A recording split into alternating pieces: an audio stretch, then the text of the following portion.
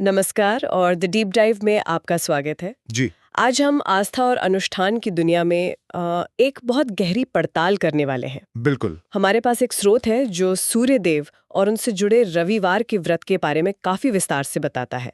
इसमें एक कहानी है, पूरी विधि है और उसके फल का भी जिक्र है। तो आज का मिशन है इस पूरी मान्यता के, कह सकते हैं, ताने बाने को समझना कि इसके पीछे छिपे संदेश क्या हैं और ये आज भी लोगों को क्यों आकर्षित करते हैं। बिल्कुल। और ये दिलचस्प इसलिए भी है क्योंकि स्रोत की पहली ही पंक्ति वो सूर्य देव को जगत की आत्मा कहती है। जगत की आत्मा? हाँ, ये एक सिर्फ उपाधि नहीं है, ये एक पूरा नजरिया है। मतलब उन्हें सिर्फ पूजा का एक पात्र नहीं बल्कि जीवन चलाने वाली, आप कह सकते हैं, फंडामेंटल फोर्स माना गया है। अच्छा। रोशनी, ऊर्जा, सेहत, सब कुछ उन्हीं से है। तो जब हम इस व्रत की बात करते हैं तो हम असल में जीवन के इस सबसे बड़े पावर सोर्स से कनेक्ट होने की एक कोशिश को समझ रहे हैं। तो चलिए इसी कनेक्शन को परत दर परत खोलते हैं। स्रोत के केंद्र में एक बहुत ही सरल लेकिन शक्तिशाली कहानी है। हाँ, बहुत शक्तिशाली। एक गरीब बुजुर्ग महिला की जो हर रविवार पूरी श्रद्धा से सूर्य देव का व्रत रखती थी। उसकी पूजा पाठ में कोई बहुत धन दौलत का दिखावा नहीं था, बस एक अटूट नियम था और सच्चा मन था। और उसकी भक्ति के जो तत्व बताए गए हैं वो भी बड़े खास हैं, जैसे सूर्योदय से पहले उठना, स्नान करना, हाँ। साफ लाल वस्त्र पहनना और तांबे के लोटे से सूर्य को जल अर्पित करना। और उस जल में भी रोली, अक्षत, लाल फूल, ये सब। तो मतलब उसके पास धन नहीं था पर मन में श्रद्धा अटूट थी। और यहाँ से बात और भी दिलचस्प हो जाती है। बिल्कुल। कहानी में एक मोड़ आता है।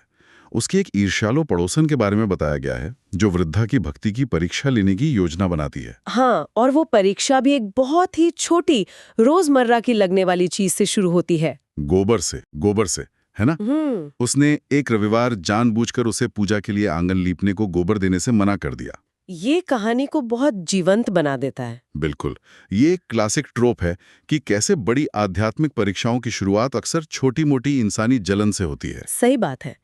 और यहाँ पर उस वृद्धा की जो प्रतिक्रिया है वही मेरे ख्याल से कहानी का सार है। क्या करती है वो? वो दुखी होती है पर उसकी आस्था नहीं टूटती। वो ये नहीं सोचती कि अब पूजा अधूरी रह जाएगी। इसके बजाय वो मन ही मन सूर्यदेव से कहती है कि मेरे पास आज पूजा की पूरी सामग्री तो नहीं है, पर मेरा मन सच्चा है और मैं उसी से आपकी पूजा करूंगी। यहाँ आकर्षक बात यही है, ये बाहरी कर्मकांडों पर आंतरिक श्रद्धा की जीत है। और फिर जैसा कि ऐसी कहानियों में होता है, एक चमत्कार होता है। हाँ, अचानक उसके घर में धन धान्य की वृद्धि होने लगती है। उसका जीवन सुख समृद्धि से भर जाता है। और पड़ोसन हैरान रह जाती है। हाँ, और फिर माफी भी मांगती है। तो कहानी का सार, जैसा कि स्त्रोत ये वृद्धा खुद कहती है, वो यह है कि सूर्यदेव सच्चे मन से व्रत करने वाले की हर मनोकामना पूरी करते हैं। यह सब सूर्यदेव की कृपा है। हाँ, बिल्कुल। जो भी सच्चे मन से उनका व्रत करता है उसकी मनोकामनाएं अवश्य पूर्ण होती हैं। अच्छा, तो अब विषय को जरा व्यवहारिक पहलुओं की ओर ले जाते हैं। इसका असल मतलब क्या है? अगर कहानी का सार ये है कि सच्चा मन ही काफी है, तो फिर नियमों की क्या जरूरत? बिल्कुल, ये एक विरोधाभास जैसा लगता है ना? हाँ। एक तरफ कहानी कहती है कि नियत सबसे ऊपर है, सामान हो न हो चलेगा, और फिर कहानी के तुरंत बाद स्त्रोत हमें उस व्रत को करने की एक बहुत ही खास, बहुत ही डिटेल्ड विधि बताता है। तो क्या स्त्रोत खुद अपनी ही बात को काट रहा है? मुझे नहीं लगता कि वो बात को काट रहा है। शायद वो दो अलग-अलग स्तरों पर बात कर रहा है। अच्छा, कैसे? कहानी हमें आदर्श बताती है, द स्पिरिचुअल आइडियल, कि अगर हालात आपके बस में ना हो तो आपकी नियत ही सबसे बड़ी पूजा है। ठीक है। लेकिन विधि हमें अभ्यास बताती है, द प्रैक्टिकल डिसिप्लिन। शायद इसका मतलब यह है कि जब आपके पास साधन हो तो एक अनुशासित तरीका आपकी श्रद्धा को और ज्यादा केंद्रित करने में, उसे एक ढांचा देने में मदद करता है। मतलब ये नियम एक तरह से स्पिरिचुअल ट्रेनिंग व्हील्स जैसे हैं। हाँ, कह सकते हैं, जो आपको सही रास्ते पर बनाए रखने में मदद करते हैं ताकि आपका ध्यान न भटके। चलिए, तो फिर इस विधि पर ही गौर करते हैं। स्रोत में क्या-क्या कदम बताए गए हैं? सबसे पहला कदम है सुबह जल्दी स्नान करके साफ लाल रंग के वस्त्र पहनना। लाल रंग ही क्यों? लाल रंग का चुनाव कोई संयोग नहीं लगता। ये रंग ऊर्जा का, शक्ति का और खुद सूर्य के उगते और ढलते स्वरूप का प्रतीक है। हाँ। तो ये एक तरह से साइकोलॉजिकली खुद को उस देवता की ऊर्जा के साथ अलाइन करने का एक तरीका है। अच्छा, ये तो हुई बाहरी तैयारी। इसके बाद? इसके बाद आता है अर्घ्य, यानी सूर्य को जल अर्पित करना। और इसमें भी खास बातें हैं। जल तांबे के लोटे में होना चाहिए और उसमें रोली, अक्षत यानी चावल और लाल फूल डाले जाते हैं। तांबा ही क्यों? तांबे को हमेशा से एक शुद्ध धातु माना गया है। विज्ञान भी आज उसके एंटीबैक्टीरियल गुणों को मानता है। तो यहाँ परंपरा और शायद कुछ हद तक प्रैक्टिकलिटी का मेल दिखता है। और इसके साथ मंत्र जाप भी है। हाँ, ओम सूर्याय नमः मंत्र का 108 बार जाप करने को कहा गया है। 108 की संख्या, ये भी कई आध्यात्मिक परंपराओं में बहुत खास है। बिल्कुल, ये सिर्फ गिनती नहीं है, ये एक ध्यान की प्रक्रिया है। आपका पूरा ध्यान एक मंत्र और एक संख्या पर टिक जाता है। लेकिन इसमें 2 और चीजें हैं जो मुझे बहुत दिलचस्प लगी। एक है गुड़ और गेहूं का दान और दूसरा है नमक का त्याग। और ये दोनों चीजें इस व्रत को सिर्फ एक व्यक्तिगत पूजा से उठाकर एक सामाजिक और मानसिक अनुशासन का रूप दे देती हैं। सामाजिक और मानसिक कैसे? सोचिए, दान करने का मतलब है कि आप सिर्फ अपने लिए कुछ नहीं मांग रहे हैं। हाँ, आप ब्रह्मांड से ऊर्जा ले रहे हैं, सूर्य से, और फिर उसे एक दूसरे रूप में, अन्न के रूप में समाज को वापस दे रहे हैं। ये एक साइकिल पूरा करने जैसा है। Exactly, it completes the circuit. और नमक का त्याग, ये तो बहुत मुश्किल होता होगा। खाने का सारा स्वाद ही चला जाता है। इसका मकसद स्वाद से कहीं गहरा है।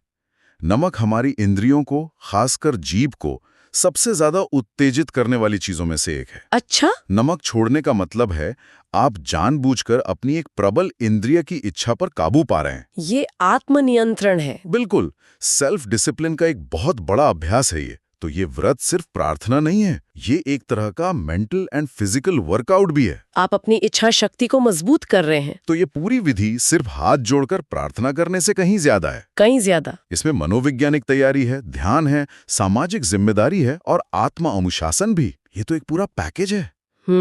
अब आते हैं उस सवाल पर जो शायद हर कोई जानना चाहेगा। ये सब करने से मिलता क्या है? स्रोत इसके क्या फल या लाभ बताता है? स्रोत 4 मुख्य लाभों की सूची देता है। और जो बात गौर करने वाली है वो ये कि ये सारे लाभ सीधे सीधे सूर्य के अपने गुणों से जुड़े हुए हैं। अच्छा। पहला लाभ है नेत्रों की ज्योति बढ़ना। ये कनेक्शन तो बहुत सीधा और तार्किक है। हाँ, सूर्य प्रकाश का स्रोत है और हमारी दृष्टि प्रकाश पर ही निर्भर करती है। तो प्रकाश के देवता की उपासना से दृष्टि को लाभ मिलना, ये उस विश्वास प्रणाली के अंदर एकदम फिट बैठता है। बिल्कुल, ये तो समझ आता है। हाँ। और दूसरा लाभ? दूसरा है रोगों से मुक्ति मिलना। सूर्य को जीवन दाता भी कहा जाता है। आज विज्ञान भी हमें बताता है कि सूरज की रोशनी विटामिन डी का सबसे बड़ा स्रोत है, जो हमारी इम्यूनिटी के लिए कितना जरूरी है। सही बात है। तो रोगों से मुक्ति का ये वादा सूर्य की जीवन देने वाली ऊर्जा से जुड़ा हुआ है। ठीक है। और तीसरा लाभ बताया गया है जीवन में ऊर्जा और सकारात्मकता का संचार। ये भी सूर्य का सबसे प्रत्यक्ष गुण है। जब सूरज उगता है तो अंधकार और आलस खत्म होता है। तो ये उस बाहरी ऊर्जा को अपने अंदर महसूस करने की बात है। ठीक है, नजर, सेहत और ऊर्जा, हाँ। ये तीनों बातें तो सूर्य के प्राकृतिक गुणों से सीधे तौर पर जुड़ी लगती हैं। हाँ। लेकिन चौथा लाभ जो स्रोत बताता है वो थोड़ा अलग है। वो है मान सम्मान और पद की प्राप्ति।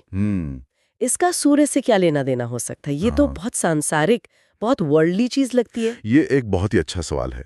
यहाँ पर कनेक्शन प्रतीकात्मक हो जाता है। सिंबॉलिक। कैसे? सौर मंडल में सूर्य की क्या स्थिति है? वो केंद्र में है। केंद्र में है, सबसे ऊंचा, सबसे तेजस्वी, जिसके चारों ओर सब कुछ घूमता है।